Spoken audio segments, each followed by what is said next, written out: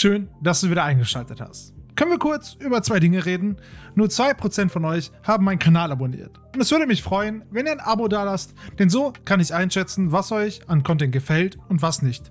Außerdem ein dickes Sorry an euch, dass jetzt fast 4 Wochen kein Video kam. Dafür gibt es für euch heute ein fettes Giveaway. Mehr Infos gibt es dazu später im Video. Dann die Auslosung des letzten Giveaways und ein nices kleines Tutorial, wie ihr euer Budget Hotspot Board noch besser macht.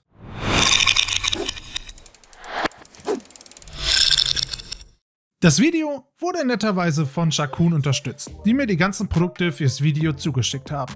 Wundert euch bitte nicht, wenn das Video etwas komisch geschnitten ist. Ich hatte harte Probleme, das ganze videotechnisch aufzunehmen, da mir zum einen die Kameras bei den langen Modding-Aufnahmen immer wieder überhitzt sind und zum anderen mitten in der Overhead-Aufnahme der Speicherplatz ausging. Aber starten wir ins Video.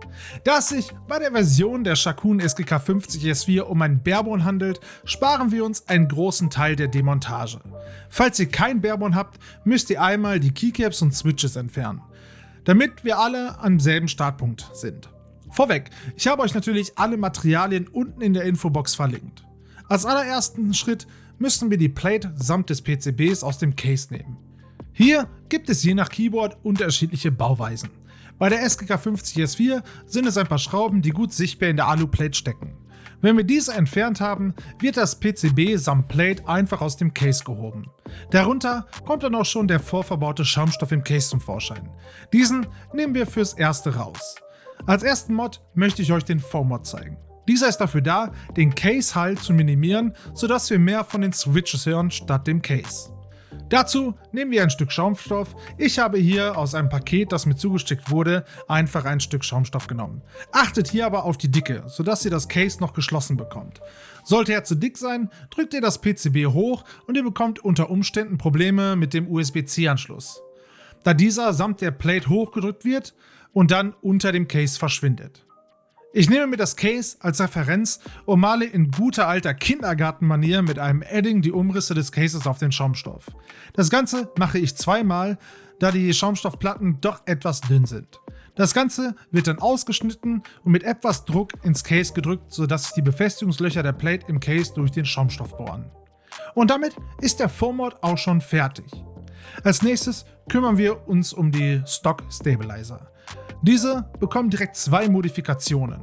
Zum einen werden wir die Steps klippen, sodass diese sich weniger matschig anfühlen. Und zum anderen werden wir einen Band-Aid-Mod machen. Aber klippen wir erstmal die Steps.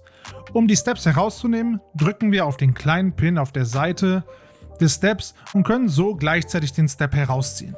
Wenn wir uns einen Stabilizer mal genauer anschauen, besteht er aus 3 Teilen, dem Draht und den 2 Plastikteilen. Zum einen dem sogenannten Insert und dem Housing. Beim Insert gibt es bei den meisten Budget-Keyboards 4 Beinchen und 2 davon sind leicht erhöht. Diese beiden treffen auf das PCB als erstes, wenn man die Taste benutzt. Diese sind aber so flexibel, sodass die anderen Beinchen nachträglich auf das PCB kommen, was dann das matschige Gefühl verursacht. Deshalb nehmen wir uns bestenfalls einen Seitenschneider und klippen die beiden Beine mit der Erhöhung ab, sodass wir eine gerade Oberfläche haben. Solltet ihr unsere Schnittkanten haben, hilft es mit einem Cuttermesser oder einer Schneide des Seitenschneiders, die unsauren Stellen nachzuklippen. Nachdem ihr die beiden Beine geklippt habt, könnt ihr den Stabilizer wieder zusammenbauen. Hier hilft es doch sehr, sich einen zweiten Stabilizer beiseite zu legen, um zu schauen, wie diese richtig wieder zusammengesetzt werden. Das Ganze wiederholt ihr für alle Steps im gesamten Keyboard. Der zweite Mod für die Stabilisatoren ist der Band-Aid-Mod. Hier gibt es 2 Arten vom Band-Aid-Mod. Zum einen können wir den Endanschlagpunkt der Inserts auf dem PCB durch ein Stück Textilpflaster abdämpfen. Diesen Mod zeige ich euch aber in einem anderen Video. Zum anderen ist gerade bei Clip-in Plate-Mounted Stabilizers das Problem, dass diese nicht ganz fest in der Mounting Plate sitzen.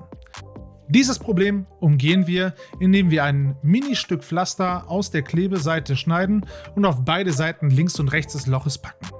Somit verringern wir das Spiel des Stabilizers, der somit fest in der Plate sitzt und somit noch präziser funktioniert. Das ist ein super Mod, gerade wenn ihr eine sehr wackelige Leertaste habt. Damit sind wir schon mit den größten Mods durch. Aber einen kleinen Mod habe ich noch für euch parat. Wie schon beim Foam erwähnt, wollen wir die Switches hören und weniger das Case. Das Problem ist hierbei, dass das PCB samt Plate fest verschraubt mit dem Case ist. Somit werden Vibrationen perfekt auf das Case übertragen. Um das einzudämmen, gibt es den sogenannten Tray Gasket Mount.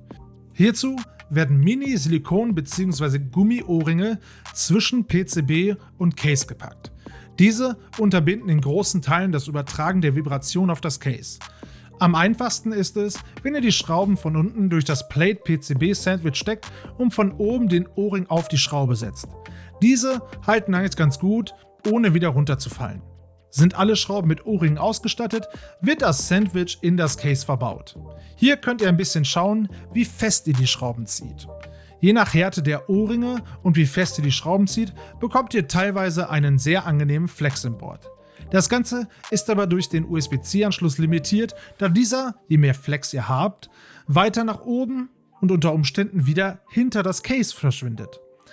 Als Switches hat mir Shakun netterweise Gateron Milky Yellows zukommen lassen. Diese sind lineare vorgelobte Switches, die, wie ich finde, immer noch einer der angenehmsten Switches auf dem Markt sind. Ich verbaue diese in fast allen meinen Tastaturen und liebe den Klang. Als Keycaps gibt es ganz in Shakun-Manier das SAC20 Keycap Set.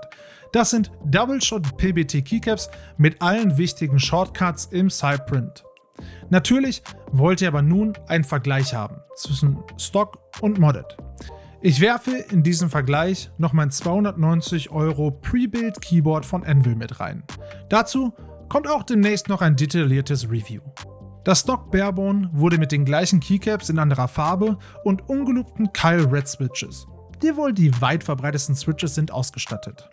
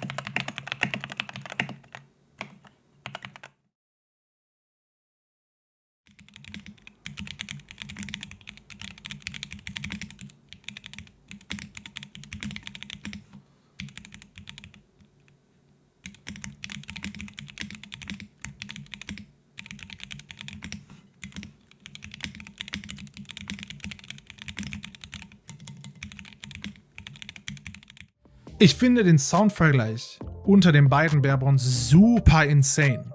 Aus einem nicht so gut klingenden Board haben wir ein richtig geiles Keyboard gemoddet, das mega gut klingt und richtig schön zu schreiben ist. Aber wie ich schon sagte, es gibt ein Giveaway. Und ihr könnt eben dieses gemoddete Keyboard gewinnen. Alles, was ihr dafür tun müsst, ist auf meinen Discord zu kommen. Dort gibt es einen Giveaway-Channel, an dem ihr, sofern ihr 18 seid und aus Deutschland kommt, teilnehmen könnt. Das Giveaway endet am 3.2.2024 und wird dann im Discord und auf YouTube bekannt gegeben. Euch allen viel Glück! Außerdem gibt es noch die Auslosung des Endorf Isolum Voice S aus dem letzten Video. Und dann lasst uns mal schauen, wer gewonnen hat. Prinz Polygon, tolles Video. Ich kann das Mikrofon gebrauchen, da ich gerade mit dem Stream anfangen möchte und mir noch ein gutes Mikrofon wählen. Perfekt! Ich habe euch natürlich alle Produkte und Alternativen unten in der Infobox verlinkt. Falls euch das Video gefallen hat und ihr mehr Videos sehen wollt, drückt gerne das Däumchen und abonniert den Kanal. Vielen Dank fürs Einschalten und wir sehen uns im nächsten Video.